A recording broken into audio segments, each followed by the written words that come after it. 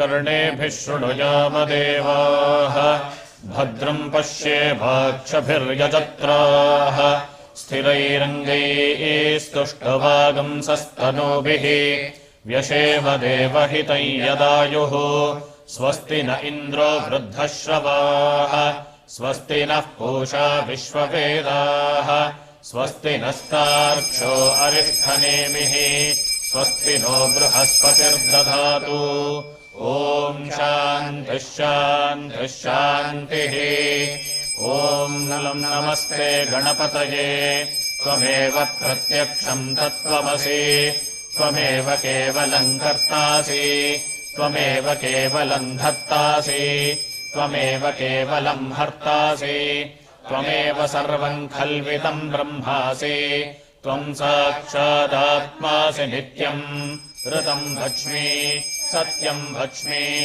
अवत्वम् माम् अववक्तारम् अवश्रोतारम् अवदातारम् अवधातारम् अवानूचानमवशिष्यम् अवपश्चात्तात् अवपुरस्तात् अवोत्तरात्तात् अवदक्षिणात्तात् अवचोर्ध्वात्तात् अवाधरात्तात् सर्वतो माम् पाहि पाहि समन्तात् त्वम् वाङ्मयस्त्वम् चिन्मयः त्वमानन्दमयस्त्वम् ब्रह्ममयः त्वम् सच्चिदानन्दाद्वितीयोऽसि त्वम् प्रत्यक्षम् ब्रह्मासि त्वम् ज्ञानमयो विज्ञानमयोऽसि सर्वम् जगदिदम् त्वत्तो जायते सर्वम् जगदिदम् त्वत्तस्तिष्ठति सर्वम् जगदिदम् तैलयमेष्यति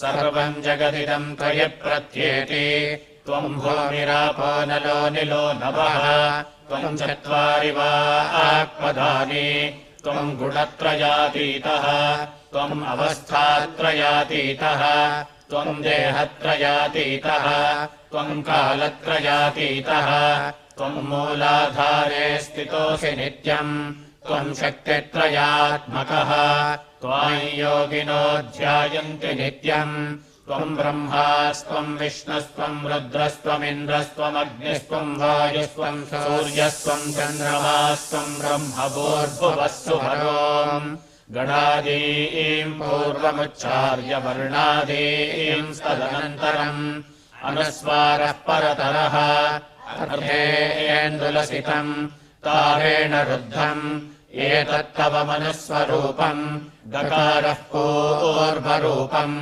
अकारो मध्यमरूपम् अनुस्वारश्चान्त्यरूपम् बिन्दुरुत्तररूपम् आदसन्धानम् सगम्भिता सन्धिः सैषा गणेशविद्या गणकऋषिः निसृद्गायत्री छन्दः श्रीमहागणपतिर्देवता ॐ गङ्गणपतये नमः एकदन्ताय विद्महे वक्रतुण्डाय धीमहि तन्नो दन्ती प्रचोदयात् एकदन्तम् चतुर्हस्तम् पाशमङ्कुशधारिणम् ह्रदम् च वरदम् हस्तैर्बिभ्राणम् मूषकध्वजम् रक्तल्लम्बोदरम् शूर्पकर्णकम् रक्तवाससम् रक्तगन्धानुलिप्ताङ्गम् रक्तपुष्पैः सुपूजितम् भक्तानुकम्पिनम् देवम् जगत्कारणमच्युतम् आविर्भूतम् च सृष्ट्यादो प्रकृतेः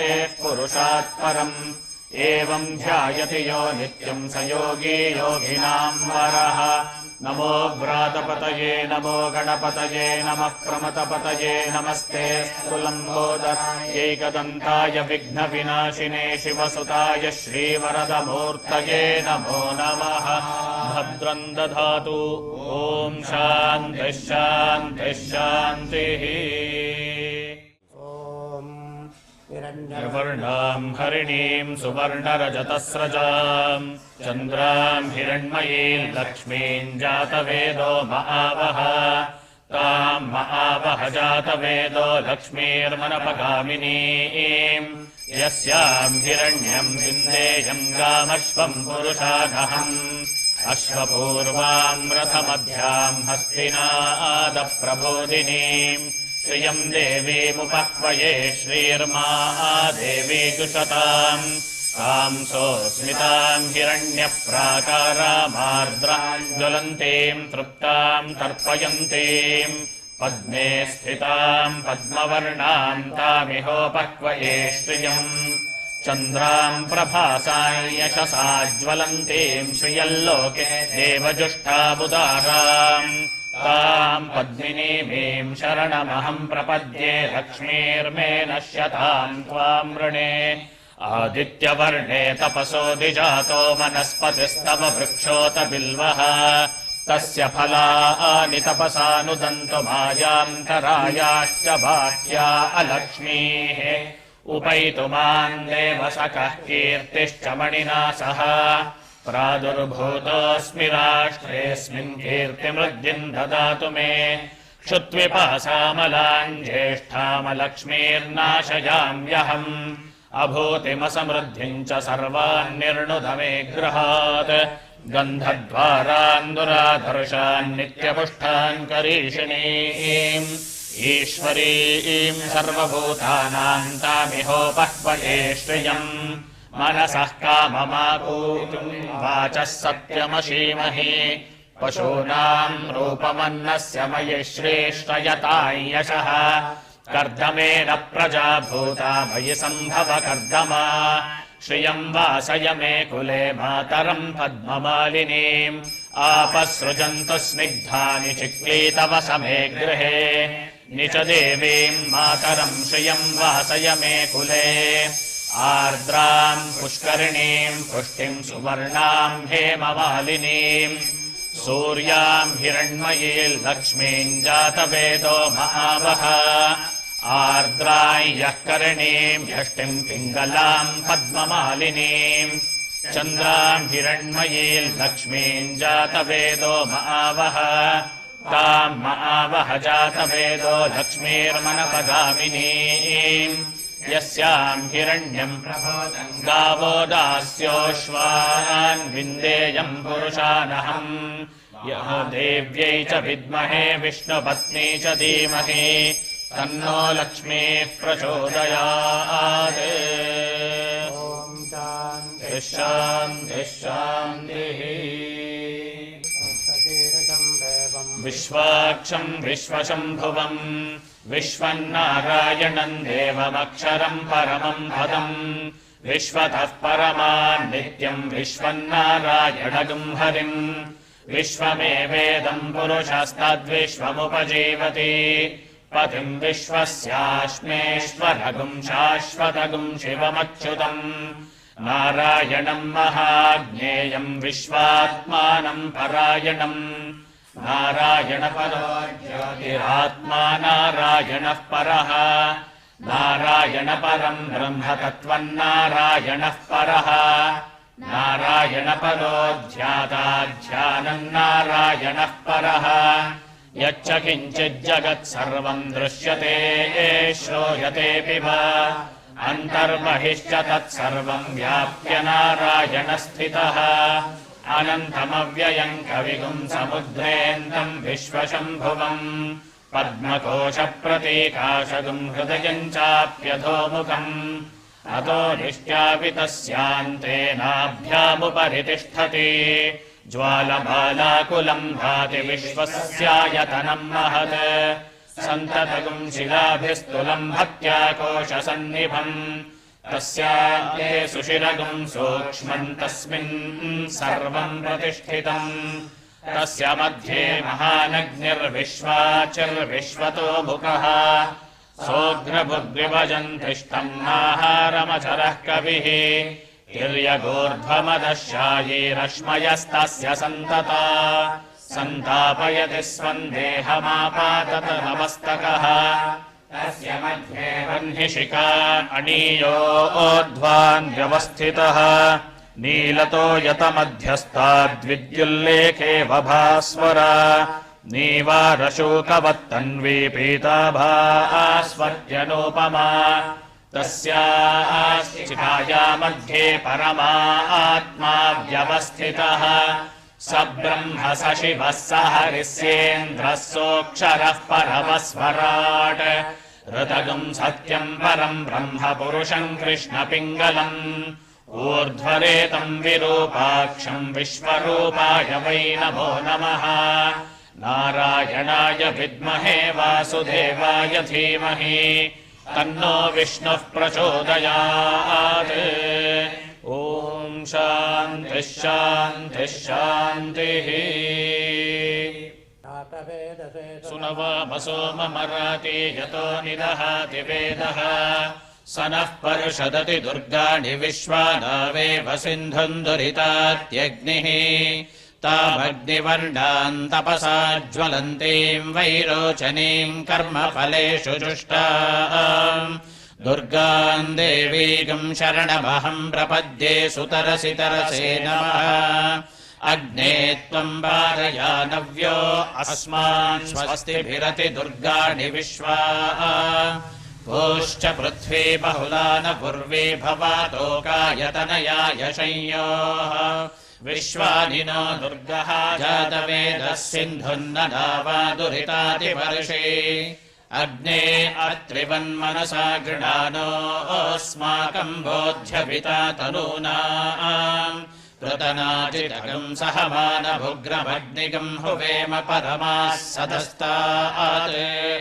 स नः पर्षदति दुर्गाणि विश्वाक्षामद्देवो अतिदुरितात्यग्निः प्रत्नोषि कमीड्यो अध्वरेषु सनाश्च होतानव्यश्च सत्सि स्वाञ्चाग्ने तनुवम् विप्रयस्वा स्वभ्यम् च सौभगमायजस्व गोभिर्जुष्टमयुजो निषिक्तम् तवेन्द्रविष्णोरनुसञ्चरेम नागस्य पृष्ठमपि संवसानो वैष्णवील्लोक इह मादयन्ताम् कात्यायनाय विद्महे कन्याकुमारि धीमहि तन्नो दुर्गिः प्रचोदयात् मेभिर्वसुभिश्चराम्यहमादित्यैरुत विश्वदेवैः अहम् मित्रवर्णो बिभर्म्यहमिन्द्राग्नि अहमश्विनोभा अहम् सोमवाहनसम्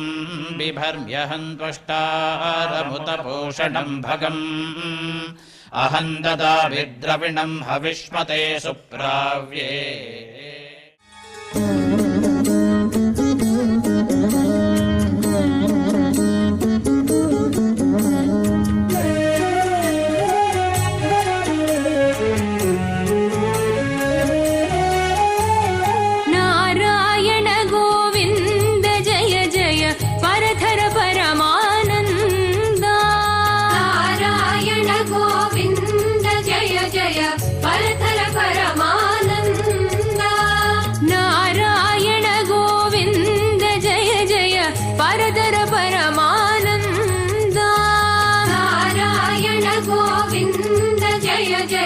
परतर परमानन्दा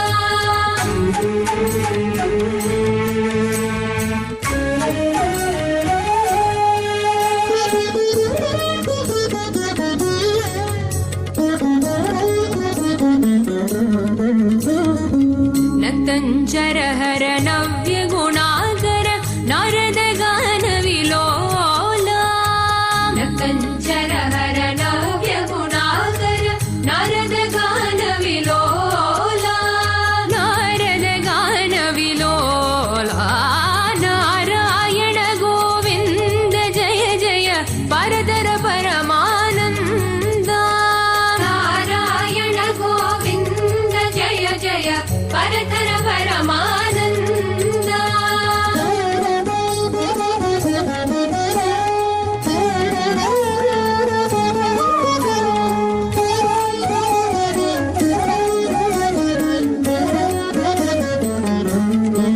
त्रिपुर संहारक विकलित रूपा विपुल कल्गी अवतारा त्रिपुर संहारक विकलित रूपा विपुल कल्गी अवतारा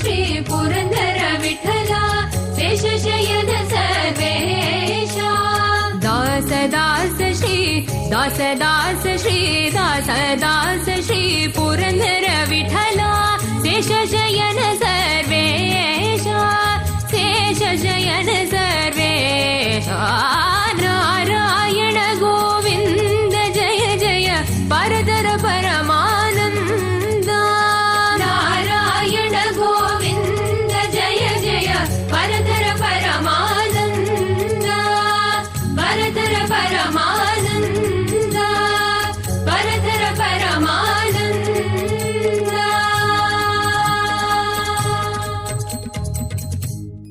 शुक्लां वरदरं विष्णुं शशिवर्णं चतुर्भुजं प्रसन्नवदनं ध्यायेत् सर्वविघ्नोपशान्तये नारायणं नमस्कृत्य नरं चैव नरोत्तमम् देवीं सरस्वतीं व्यासं ततो जयमुदीरयेत् व्यासायुष्टनप्तारं शक्तेः पौत्रमकल्मषं पराशरात्मजं वन्दे शुकुतातं तपोनिधिं व्यासाय विष्णुरूपाय व्यासरूपाय विष्णवे नमो वै ब्रह्मनिधये वासिष्ठाय नमो नमः अविकाराय शुद्धाय नित्याय परमात्मने सदेकरूपरूपाय विष्णवे यस्य स्मरणमात्रेण जन्म संसारबन्धनात् विमुच्यते नमस्तस्मै विष्णवे प्रविष्णवे ॐ नमो विष्णवे प्रभविष्णवे श्रीवैशम्पायन उवाच श्रुत्वा धर्मानशेषेण पावनानि च सर्वशः युधिष्ठिरः शान्तनवं पुनरेवाभ्यभाषत युधिष्ठिरो उवाच किमेकं दैवतं लोके किं वा एकं परायणम् स्तुवन्तः कङ्कमर्चन्तः प्राप्नुर्वा शुभम् को धर्मः सर्वधर्माणां भवतः परमो मतः किञ्च पन्मुच्यते जन्तुर्जन्म संसारबन्धनात् श्रीभीष्म उवाच जगत्प्रभं देवदेवमनन्तं पुरुषोत्तमम् स्तुवन्नाम सहस्रेण पुरुषः सततोत्थितः त्वमेव चार्चयन् नित्यं भक्त्या पुरुषमय्यमयम् स्तुवन्नमस्यंश्च जगमानस्तमेव च अनादिनिधनं विष्णुं सर्वलोकमहेश्वरम् लोकाध्यक्षं स्तुवन् नित्यं सर्वदुःखातिको भवेत् ब्रह्मण्यं सर्वधर्मज्ञं लोकानां कीर्तिवर्धनम् लोकनाथं महद्भूतं सर्वभूतभवोद्भवम् एष मे सर्वधर्माणां धर्मोऽधिकतमो मतः यद्भक्त्या पुण्डरीकाक्षं स्तवैरचेन्नरः सदा परमय्यो महत्तेजः परमय्यो महत्तपः परमय्यो महद्ब्रह्म परमय्यः परायणम् पवित्राणां पवित्रं यो मङ्गलानां च मङ्गलम् दैवतं देवतानां च भूतानां यो व्ययः पिता यतः सर्वाणि भूतानि भवन्त्यादियुगागमे यस्मिंश्च प्रलयं यान्ति पुनरेवैकक्षये तस्य लोकप्रधानस्य जगन्नाथस्य भूपते विष्णोन्नाम सहस्रं हि शृणुपापभयापहम् यानि नामानि गौणानि विख्यातानि महात्मनः ऋषिभिः परिगीतानि तानि वक्ष्यामि भूतये ऋषिन्नाम्नां सहस्रस्य वेदव्यासो महामुनिः छन्दोऽनुष्टुप् तथा देवो भगवान् देवकीसुतः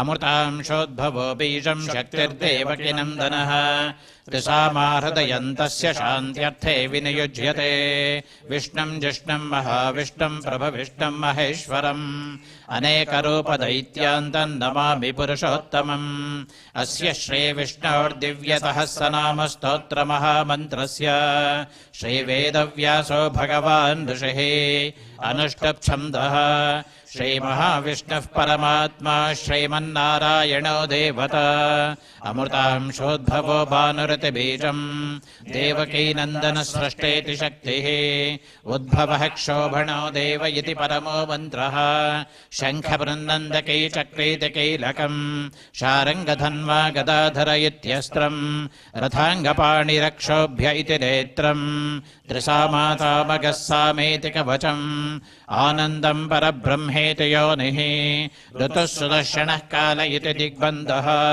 श्रीविश्वरूप इति ध्यानम् श्रीमहाविष्णुप्रीत्यर्थे श्रीसहस्रनामपारायणे विनियोगः ध्यानम् क्षीरोधन्मत्प्रदेशे शुचिमणिविलसत्सैकतैर्मुक्तिकानाम् मालाक्लुप्तासनस्थस्फटिकमणिनिभैर्मुक्तिकैर्मण्डिताङ्गः शुभ्रैरभ्रैरदभ्रैरुपरिविरचितैर्मुक्तपीयूषवर्षैः आनन्देनः पुनीयाधरिनलिनगदा शङ्खपाणिर्मुकुन्दः भूः पादव्यस्य नाभिर्वयदसुरनिलश्चन्दसूर्यौ च नेत्रे कर्णावाशाः शिरोद्योर्मुखमपि दहनो यस्य वास्तोऽयमब्धिः अन्तस्थं यस्य विश्वं सुरनरखगो भोगि गन्धर्वदैत्यैः चित्रं रम्यते तं त्रिभुवनवपुषं विष्णुमीशं नमामि ॐ नमो भगवते वासुदेवाय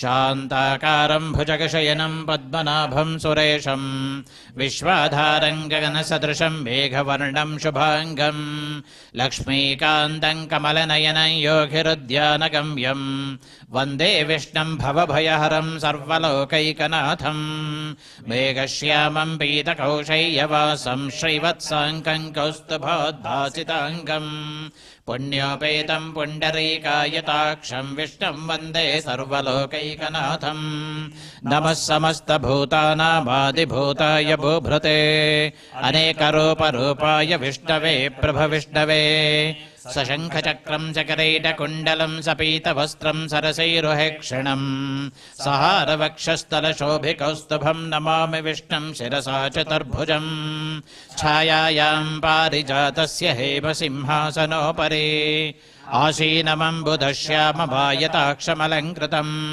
चन्द्राननं चतुर्बाहुं शैवत्साङ्कितवक्षसं रुक्मिणी सत्यभामाभ्यां सहितं कृष्णमाश्रये ॐ विश्वं विष्णुर्वषट्कारो भूतभव्यभवत्प्रभुः भूतकृद्भूतभृद्भावो भूतात्मा भूतभावनः भूतात्मा परमात्मा च मुक्तानां परमागतिः अव्ययः पुरुषः साक्षी क्षेत्रज्ञोऽक्षर एव च योगो योगविदान्नेता प्रधानपुरुषेश्वरः नारसिंहवपुः श्रीमान् केशवः पुरुषोत्तमः सर्वः सर्वशिवस्थानर्भूतादिर्निधिरव्ययः सम्भवो भावनो भर्ता प्रभवः प्रभुरीश्वरः स्वयंभूः शम्भुरादित्यः पुष्कराक्षो महास्वनः अनादिनिधनो धाता विधाता धातुरुत्तमः अप्रमेयो ऋषिकेशः पद्मनाभो मरप्रभुः विश्वकर्मा मनुस्त्वष्टा स्थविष्टस्तविरो ध्रुवः अग्राह्यः शाश्वतः कृष्णो लोहिताक्षः प्रतर्दनः प्रभूतस्त्रिककुब्धाम पवित्रं मङ्गलं परम्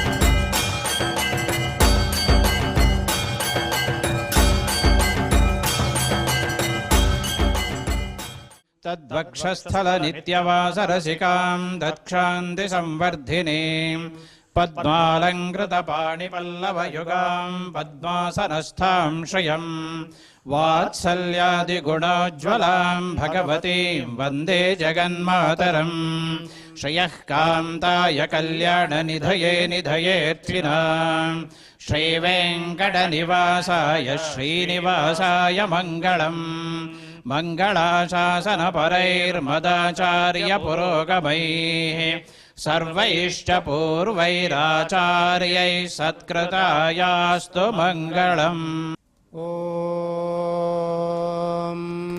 अथ पुरुषो हवे नारायणो कामयत प्रजा सृजेति नारायणात् ब्रह्मा जायते मनः सर्वेन्द्रियाणि च खं वायुर्ज्योतिरापः पृथिवी विश्वस्य धारिणी नारायणात् ब्रह्मा जायते नारायणात् रुद्रो जायते नारायणादिन्द्रो जायते नारायणात् प्रजापतयः प्रजायन्ते नारायणात् द्वादशादित्या रुद्रावसवः सर्वाणि च छन्दागुंसि नारायणादेव समुत्पद्यन्ते नारायणे प्रवर्तन्ते नारायणे प्रलीयन्ते ॐ अथ नित्यो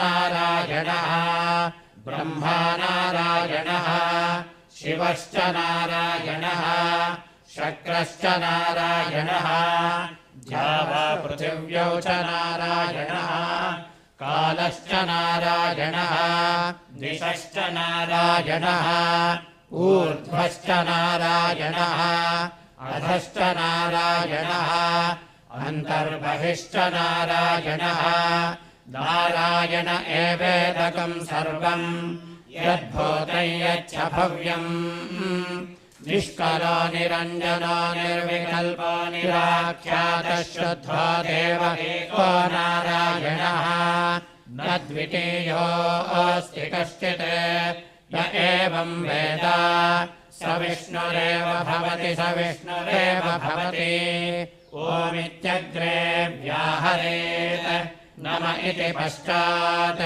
नारायणायेत्युपरिष्टात् ओमित्येकाक्षरम् नम इति द्वे अक्षरे नारायणायेति पञ्चाक्षराणि एतद्वै नारायणस्याष्टाक्षरम् पदम् यो ह वै नारायणस्याष्टाक्षरम् पदमध्येति अनपभ्रवः सर्वमायुरेति विन्दते प्राजापत्यगम् रायस्पौषम् गौपत्यम् ततो मृतत्वमश्नुते ततो मृतत्वमश्नुत इति य एवम् वेद प्रत्यगानन्दम् ब्रह्मपुरुषम् प्रणवस्वरूपम् अकार उकारमकार इति तानेकदा समभरत्तदेततोमिति यमुक्त्वा मुच्यते योगी जन्मसंसारबन्धनात्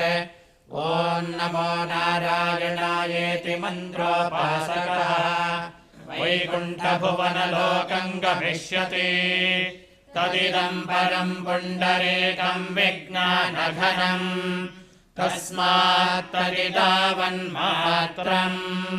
ब्रह्मण्यो देवकी पुत्रो ब्रह्मण्यो मधुसूदनो सर्वभूतस्थमेकम् नारायणम् कारणरूपमकारपरब्रह्मो एतदथर्वशिरो योधीते प्रातरधीयानो रात्रिकृतम् पापन्नाशयति सायमधीयानो दिवसकृतम् पापन्नाशयति माध्यन्दिनमादित्याभिमुखो धीयानः पञ्चपातकोपपातकात् प्रमुच्यते सर्ववेदपारायण पुण्यम् लभते नारायण सायुज्यमवाप्नोति नारायण सायुज्यमवाप्नोति वेद इत्युपनिषत् सहना भवतु सहनौ भुनक्तु सह वीर्यङ्करवावहै तेजस्विनावधीतमस्तु मा विद्विषावहै ॐ शान्तिः शान्तिः शान्तिः हरिः ஓம். குத்தேவளங்களை கொள்ளாமல் போகாது இத்தை பறை கொள்வான் என்று ஹாங்கோவிந்தா எத்தைக்கும் ஏழேழு பிறவிக்கும் உன் தன்னோடு தோமேயாமோ உனக்கே நாமால் செய்வோம் மற்றனங்காமங்கள் மாத்தேலோரெம்பாவாய் சித்தம் சிறுகாரே வந்துன்னே சேவித்து உன் பொத்தாமருகடையே போத்தும் பரல் கேளாய் பெத்தம்மே இத்துண்டம் குலத்தில் பிறந்து நீ குத்தே வளைங்களை கொள்ளாமல் போகாது இத்தை பறை கொள்வான் என்று ஹாங்கோவிந்தா எத்தைக்கும் ஏழேழு பிறவிக்கும் உன் தன்னோடு தோமேயாமோ உனக்கே நாமால் செய்வோம் மற்றனங்காமங்கள் மாத்தேலோரெம்பாவாய் வங்கக் கடல் கடைந்த மாதவனை கேசவனை திங்கள் திருமகத்துச் சேயிழியா சென்றரைஞ்சே அங்கப்பறை கொண்ட வார்த்தை அடிபுதுவை பைங்கமலர் தண்டரையல் பட்டர பிராங்கோதி சொன்ன சங்கத்தமிழ் மாலை 30 தப்பாமே இங்கிப் பரசுரைப்பார் ஈரரண்ட மால்வரை தோள் சங்கந்திருமகத்து செல்வத் திருமாலால் எங்கம் திருவருள் பத்த இன்பருவரெம்பாவாய் வங்கக் கடல் கடைந்த மாதவனை கேசவனை திங்கள் திருமகத்து சேயிழையா செந்தரைஞ்சே அங்கப்பறை கொண்ட வார்த்தை அணிபுதுவை பைங்கமலர் தண்டரையல் பட்டர பிராங்கோதி சொன்ன சங்கத்தமிழ் மாலை 30 தப்பாமே இங்கிப் பரசுரைப்பார் ஈரரண்ட மால்வரை தோள் சங்கந்திருமகத்து செல்வத் திருமாலால் எங்கம் திருவருள் பத்த இன்பருவரெம்பாவாய் பல்லாண்டு பல்லாண்டு பல்லாயிரத்தாண்டு பலகோடி நூறாயிரம் மல்லாண்டு திந்தோள் மடிவண்டா உன் செவ்வடி செவ்வி திருக்காப்பு அடியோமோடும் நின்னோடும் பிரிவின்றி ஆயிரம் பல்லாண்டு வடிவானின் வளமார்பினில் வாழ்கின்ற மங்கையும் பல்லாண்டு வடிவா சோதி வலத்துறையும் சுடராளியும் பல்லாண்டு படைப்போர்ப்புக்கு முடங்கும் அப்பாஞ்சு சென்னியமம் பல்லாண்டே.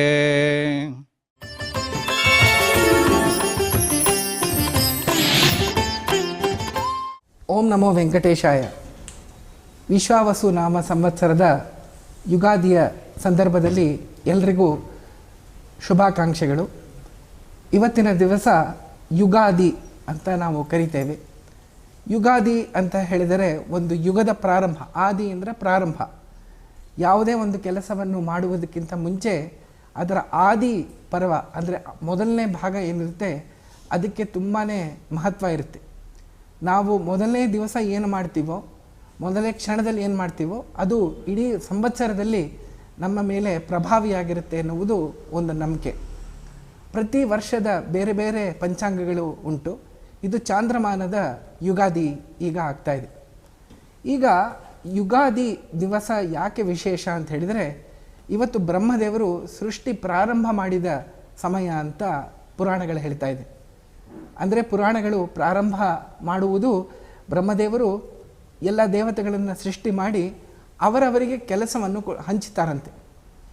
ನೀವು ಬೇರೆ ಬೇರೆ ದೇವತೆಗಳು ಹೇಗೆ ಸೃಷ್ಟಿ ಕಾರ್ಯದಲ್ಲಿ ಅವರವರ ಪಾತ್ರವನ್ನು ಮಾಡಬೇಕು, ಅದನ್ನು ಸೃಷ್ಟಿ ಕಾರ್ಯ ಹೇಗೆ ಮುಂದುವರಿಸಬೇಕು ಎಂಬುದಾಗಿ ನಿರ್ದೇಶನವನ್ನು ನೀಡಿ ಅವರಿಗೆ ಬೇಕಾದ ಶಕ್ತಿಯನ್ನು ಜ್ಞಾನವನ್ನು ಭಗವಂತನಾದ ನಾರಾಯಣನ ದಯೆಯಿಂದ ಅವರೆಲ್ಲರಿಗೂ ಹಂಚ್ತಾರಂತೆ. ಹಾಗಾಗಿ ಈ ಯುಗಾದಿಯ ಮಹತ್ವ ನಮ್ಮ ಈ ಪಂಚಾಂಗದಲ್ಲೇ ತುಂಬ ಮಹತ್ವವಾದದ್ದು. ಈ ವರ್ಷ ವಿಶ್ವವಸು ನಾಮ ಸಂವತ್ಸರ ಏನಿದೆ ಇದು ಇವತ್ತಿನಿಂದ ಪ್ರಾರಂಭ ಆಗ್ತಾ ಇದೆ. ಈಗ ಯುಗಾದಿ ಅಂದರೆ ಅವಾಗ ಏನು ಮಾಡಬೇಕು ಅಂತ ಹೇಳಿದರೆ, ಮೊದಲನೇದಾಗಿ ಬೆಳಗ್ಗೆ ಬೇಗ ಎದ್ದು ಬ್ರಾಹ್ಮಿ ಮುಹೂರ್ತದಲ್ಲಿದ್ದು ಭಗವಂತನ ಸ್ಮರಣೆ ಮಾಡ್ತಾ ಹೇಳಬೇಕು. ಮೊದಲನೇ ದಿನ ನಾವು ಏನು ಮಾಡ್ತೀವೋ ಇಡೀ ವರ್ಷ ಮಾಡ್ತೀವಿ ಅಂತ ಹೇಳಿದ್ವಲ್ಲ, ಅದೇ ಥರ ಅವತ್ತಿನಿಂದ ಭಗವಂತನ ಸ್ಮರಣೆಯನ್ನು ವಿಶೇಷವಾಗಿ ಮಾಡಬೇಕು. ಅದಾದಮೇಲೆ ಏನು ಅಂತ ಹೇಳಿದರೆ, ಎದ್ದು ಅಭ್ಯಂಜನವನ್ನು ಮಾಡಬೇಕು. ಈ ಅಭ್ಯಂಜನ ಅನ್ನೋದು ಪ್ರತಿಯೊಂದು ಹಬ್ಬದಲ್ಲೂ ಅದರ ವಿಶೇಷತೆ ಇದೆ. ಆದರೆ ಈ ಹಬ್ಬದಲ್ಲಿ ಇದರ ವಿಶೇಷತೆ ತುಂಬ ಹೆಚ್ಚು. ಇದು ಕಡ್ಡಾಯವಾಗಿ ಎಲ್ಲರೂ ಮಾಡಲೇಬೇಕಾದ ಒಂದು ಕರ್ತವ್ಯ. ಯಾಕೆ ಅಂತ ಹೇಳಿದರೆ, ನಾವು ವೈಜ್ಞಾನಿಕ ದೃಷ್ಟಿಯಿಂದ ನೋಡಿದರೆ ಈ ಸಮಯದಲ್ಲಿ ಬಿಸಿಲು ಹೆಚ್ಚಾಗಿ ಬರುತ್ತೆ. ಆವಾಗ ನಮ್ಮ ಮೈ ಮೇಲೆ ನಾವು ಎಣ್ಣೆಯನ್ನು ಅಭ್ಯಂಗನ ಮಾಡಿಕೊಂಡ್ರೆ ಅದು ನಮ್ಮ ಸ್ವಾಸ್ಥ್ಯಕ್ಕೆ ತುಂಬ ಒಳ್ಳೆಯದು ಎಂಬುದಾಗಿ ನಾವು ತಿಳಿತೀವಿ. ಈ ರೀತಿಯಾಗಿ ಅಭ್ಯಂಜನವನ್ನು ಮಾಡಿ ಮತ್ತು ದೇವಪೂಜಾ ಕಾರ್ಯವನ್ನು ಮಾಡಬೇಕು. ವಿಶೇಷವಾಗಿ ಭಗವಂತನನ್ನು ಈ ಸಮಯದಲ್ಲಿ ಪ್ರಾರ್ಥಿಸಿ, ಈ ಸಂವತ್ಸರದಲ್ಲಿ ನಮ್ಮ ಎಲ್ಲ ಮಂಗಳವಾಗಲಿ, ನಮಗೆ ನಮ್ಮ ಏನೇ ದೋಷಗಳು ಪಾಪಗಳು ಏನೇ ಇದ್ದರೂ ಸಹ ಅದೆಲ್ಲ ಕೂಡ ಪರಿಹಾರ ಆಗಿ ನಮಗೆ ಶ್ರೇಷ್ಠವಾದ ಒಂದು ಫಲ ಸಿಗಲಿ ಎಂಬುದಾಗಿ ಭಗವಂತನಲ್ಲಿ ವಿಶೇಷವಾಗಿ ಪ್ರಾರ್ಥನೆ ಮಾಡಬೇಕು. ಅದಾದಮೇಲೆ ಪಂಚಾಂಗ ಶ್ರವಣ ಎಂಬುದು ಒಂದು ಮುಖ್ಯ ಭಾಗ. ಈ ಪಂಚಾಂಗ ಶ್ರವಣದಲ್ಲಿ ಮೊದಲಿಗೆ ಪಂಚಾಂಗಕ್ಕೆ ಪೂಜೆ ಮಾಡಬೇಕು. ಪಂಚಾಂಗ ಅನ್ನೋದು ತುಂಬ ನಮ್ಮ ಜೀವನದಲ್ಲಿ ಮಹತ್ವವಾದ ಒಂದು ಜ್ಞಾನ ಕಾರ್ಯ. ಯಾಕೆ ಅಂದರೆ ಪಂಚಾಂಗದಲ್ಲಿ ಆ ವರ್ಷದಲ್ಲಿ ಬರುವ ಬೇರೆ ಬೇರೆ ಗತಿಗಳು ನಮಗೆ ಗೊತ್ತಾಗುತ್ತೆ. ಹಾಗಾಗಿ ಪಂಚಾಂಗದಲ್ಲಿ ನಾವು ಈ ವರ್ಷ ಬೇರೆ ಬೇರೆ ರಾಶಿಗಳಿಗೆ, ಬೇರೆ ಬೇರೆ ನಕ್ಷತ್ರಗಳಿಗೆ ಏನೇನು ಫಲ ಇದೆ ಎಂಬುದಾಗಿ ನಾವು ತಿಳಿಬಹುದು ಆ ಸಮಯದಲ್ಲಿ. ಈಗ ಕೆಲವು ರಾಶಿಗಳಿಗೆ, ಕೆಲವು ನಕ್ಷತ್ರಗಳಿಗೆ ಒಳ್ಳೆಯ ಫಲ ಇರುತ್ತೆ, ಕೆಲವರಿಗೆ ಮಧ್ಯಮಾದ ಫಲವೇ ಇರ್ಬೋದು, ಕೆಲವುದಕ್ಕೆ ಅಧಮಾದ ಫಲವೂ ಕೂಡ ಇರಬಹುದು. ಆದರೆ ಇದೆಲ್ಲ ತಿಳಿದು ನಾವು ಏನು ಮಾಡಬೇಕು? ಈಗ ನಮ್ಗೆ ಹಾಗೆ ಆಗುತ್ತೆ, ನಾವೊಂದು ತಿಳಿದು ಏನು ಮಾಡಬೇಕು ಅಂತ ನಮ್ಮಲ್ಲಿ ಪ್ರಶ್ನೆ ಬರಬಾರ್ದು. ಯಾಕೆಂದರೆ ನಮಗೆ ಒಳ್ಳೆಯದಾಗಿದೆ ಅಂತ ಹೇಳಿ ನಾವು ಸುಮ್ಮನೆ ಕೂತ್ಕೊಳ್ಳೋ ಹಾಗಿಲ್ಲ. ಅಥವಾ ನಮಗೆ ಕೆಟ್ಟಾಗುತ್ತೆ ಅಂದರೆ ನಮ್ಗೆ ಕೆಟ್ಟ ಹಾಗೇ ಆಗುತ್ತೆ ಅಂತಲೂ ಇಲ್ಲ. ಇದೆಲ್ಲ ನಮಗೆ ಏನೋ ಒಂದು ವಾರ್ನಿಂಗ್ ಸೈನ್ಸ್ ಅಂತ ಏನಂತೀವಿ, ಆ ರೀತಿಯಾಗಿ ಅದೇ ರೀತಿಯಾಗಿ ಪಂಚಾಂಗದಲ್ಲೂ ನಾವು ತಿಳ್ಕೊಂಡು ಆ ರೀತಿಯಾಗಿ ನಮ್ಮ ಇಡೀ ವರ್ಷದ ವರ್ತನೆಯನ್ನು ನಾವು ಮಾಡಬೇಕು.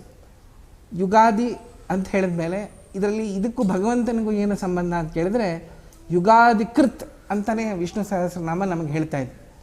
ಯುಗಾದಿಕೃತ್, ಯುಗಕ್ಕೆ ಆದಿಯನ್ನು ಮಾಡಿದ ಉಂಟವನೇ ಭಗವಂತ. ಆ ಸಮಯದಲ್ಲಿ ಭಗವಂತನನ್ನು ನಾವು ವಿಶೇಷವಾಗಿ ನೆನೆಸುವುದು ನಮಗೆ ನಮ್ಮ ಮುಖ್ಯ ಕರ್ತವ್ಯ ಆಗಿದೆ. ಅದನ್ನು ನಾವು ಮಾಡಬೇಕು. ಅದಲ್ಲದೆ ಏನು ಅಂದರೆ, ಈಗ ಬೇರೆ ಬೇರೆ ರೀತಿಯಾಗಿ ಭಗವಂತನ ಪೂಜೆ ಮಾಡುವಾಗ ಆ ಸಮಯದಲ್ಲಿ ನಾವು ಭಗವಂತನ ಪ್ರಾರ್ಥನೆ ಮಾಡ್ಕೋಬೇಕು. ಏನಂದರೆ ಈ ಇಡೀ ವರ್ಷ ನಾವು ಏನೇನು ಧರ್ಮ ಕಾರ್ಯವನ್ನು ಮಾಡಬೇಕು ಎಂಬುದಾಗಿ ಪಂಚಾಂಗ ವಿಸ್ತಾರವಾಗಿ ತಿಳಿಸುತ್ತೆ. ಯಾವ್ಯಾವ ದಿನದಲ್ಲಿ ಗ್ರಹಣ ಬರುತ್ತೆ, ಅನೇಕ ವ್ರತಗಳು ಮನೆಯಲ್ಲಿ ಆಚರಣೆ ಮಾಡಬೇಕು, ಅದು ಯಾವತ್ತು ಬರುತ್ತೆ, ಅದನ್ನು ಹೇಗೆ ಆಚಾರ ಮಾಡಬಹುದು, ವಿವಾಹ ಮತ್ತು ಗೃಹ ಪ್ರವೇಶ, ಉಪನಯನ ಮೊದಲಾದ ಅನೇಕ ಕೆಲಸಗಳನ್ನು ನಾವು ಮಂಗಳ ಕಾರ್ಯಗಳನ್ನು ಮಾಡುವಾಗ ಯಾವಾಗ ಮಾಡಬೇಕು, ಯಾವಾಗ ನಿಷಿದ್ಧ ಸಮಯ, ಇದೆಲ್ಲ ಕೂಡ ಅದು ಗೊತ್ತಾಗುತ್ತೆ.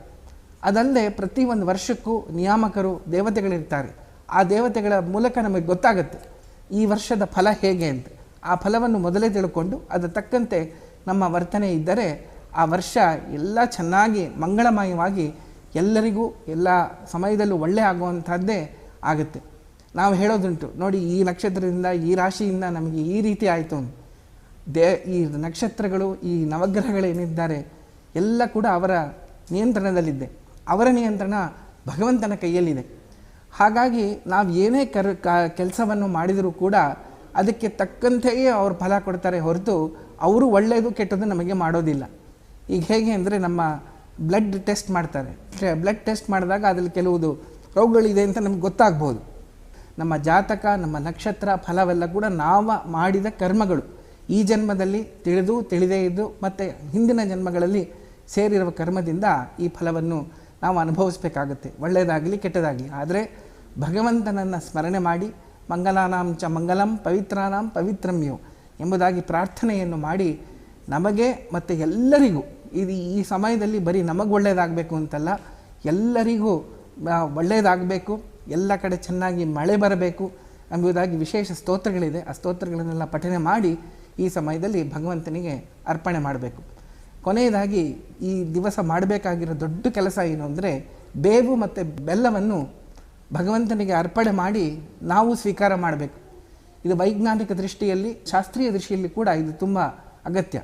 ವೈಜ್ಞಾನಿಕ ದೃಷ್ಟಿಯಲ್ಲಿ ನೋಡಿದರೆ ಬೆಲ್ಲ ಮತ್ತು ಈ ಬೇವು ಸೇರಿದಾಗ ಅದು ಒಳ್ಳೆಯ ಒಂದು ಔಷಧಿ ಆಗುತ್ತೆ.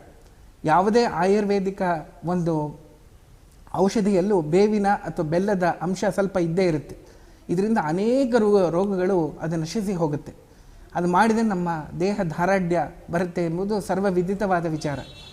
ಅದರ ಜೊತೆ ಶಾಸ್ತ್ರೀಯವಾಗಿ ಏನು ಅಂತ ಹೇಳಿದರೆ, ನಮ್ಮ ಜೀವನದಲ್ಲಿ ಸುಖ ದುಃಖ ಜಯ ಪರಾಜಯ ಎಲ್ಲ ಬಂದೇ ಬರುತ್ತೆ. ಅದು ಅಲೆಗಳಂತೆ, ಸಮುದ್ರದ ಅಲೆಗಳಂತೆ ಬರ್ತಾ ಇರುತ್ತೆ, ಹೋಗ್ತಾ ಇರುತ್ತೆ. ಹಾಗಾಗಿ ಇದನ್ನೆಲ್ಲ ಕೂಡ ಸಹನೆ ಮಾಡುವ ಶಕ್ತಿ ಭಗವಂತ ನಮಗೆ ವಿಶೇಷವಾಗಿ ಕೊಡಲಿ ಎಂಬುದಾಗಿ ಎರಡನ್ನೂ ಪ್ರಾರ್ಥನೆ ಮಾಡಿ ಮನೆಯವರಿಗೆ ಹಿರಿಯವರಿಗೆ ಅದನ್ನು ಕೊಟ್ಟು, ಈ ಸಮಯದಲ್ಲಿ ಮುಖ್ಯವಾಗಿ ದೊಡ್ಡವರಿಗೆ ಬಂದವರಿಗೆಲ್ಲರಿಗೂ ನಮಸ್ಕಾರವನ್ನು ನಾವು ಸಲ್ಲಿಸಬೇಕು. ಇದೇ ಈ ದಿವಸದ ಯುಗಾದಿಯ ವಿಶೇಷ ಸಂದರ್ಭದಲ್ಲಿ ಮಾಡಬೇಕಾದ ಕರ್ತವ್ಯ. ಮತ್ತು ಇನ್ನೊಂದೇನು ಅಂದರೆ ನಾಳೆಯ ದಿವಸ ಅಂದರೆ ಬಿದಿಗೆ ಏನು ಅಂದರೆ ಅದು ಮಾರನೇ ದಿನ, ಅದು ವರ್ಷದ 2ನೇ ದಿನ. ಅದು ಕೂಡ ಅವತ್ತು ಕೂಡ ಮಂಗಲಮಯವಾಗಿ ನಾವು ಮಾಡಬೇಕು. ಯಾಕೆ ಅಂತ ಹೇಳಿದರೆ, ಒಂದೇ ದಿನ ಆರಂಭ ಶೂರತ್ವ ಅಂತ ಹೇಳ್ತೀವಲ್ಲ, ಆ ಥರ ಇರಬಾರ್ದು. ನಮ್ಮ ಕೆಲಸ ಒಳ್ಳೆ ಕೆಲಸವನ್ನು ಮಾಡಬೇಕು, ಶಾಸ್ತ್ರಾಧ್ಯಯನ ಮಾಡಬೇಕು, ದಾನ ಮಾಡಬೇಕು, ಪರೋಪಕಾರ ಮಾಡಬೇಕು ಅಂತ ಹೇಳಿದ್ರೆ ಒಂದು ದಿನ ಮಾಡಿ ಮತ್ತೆ ದಿನ ಮಾಡಿದರೆ ಅದು ಒಂದು ನಮಗೆ ಹ್ಯಾಬಿಟ್ ಅಂತ ಏನು ಹೇಳ್ತೀವಿ, ಆ ರೀತಿಯಾಗಿ ಆಗುತ್ತೆ. ಹಾಗಾಗಿ ಇದಿಷ್ಟು ಸೇರಿ ಈ ವಿಶ್ವವಸು ನಾಮ ಸಂವತ್ಸರ, ಈ ಶ್ರೀ ವೆಂಕಟೇಶ್ವರ ಭಕ್ತಿ ಚಾನಲ್, ಅದರಲ್ಲಿ ಕನ್ನಡ ವಾಹಿನಿಯಲ್ಲಿ ಎಲ್ಲರೂ ಯಾರು ಸಂದರ್ಶಿಸಿದ್ದಾರೋ ಅವರೆಲ್ಲರಿಗೂ ಮತ್ತು ಇಡೀ ವಿಶ್ವಕ್ಕೆ ಒಳ್ಳೆಯದಾಗಿ ಅಂತ ಭಗವಂತನಲ್ಲಿ ವಿಶೇಷವಾಗಿ ಪ್ರಾರ್ಥನೆಯನ್ನು ಮಾಡ್ತಾ ಇದ್ದೇವೆ. ಶ್ರೀಕೃಷ್ಣ ಅರ್ಪಣಮಸ್ತು. ಓಂ ನಮೋ ವೆಂಕಟೇಶಾಯ. ಶ್ರೀ ವೆಂಕಟೇಶ್ವರ ಭಕ್ತಿ ಚಾನಲ್ನ ಎಲ್ಲ ಕನ್ನಡ ವೀಕ್ಷಕರಿಗೂ ವಿಶ್ವಾವಸು ನಾಮ ಸಂವತ್ಸರದ ಶುಭಾಶಯಗಳು.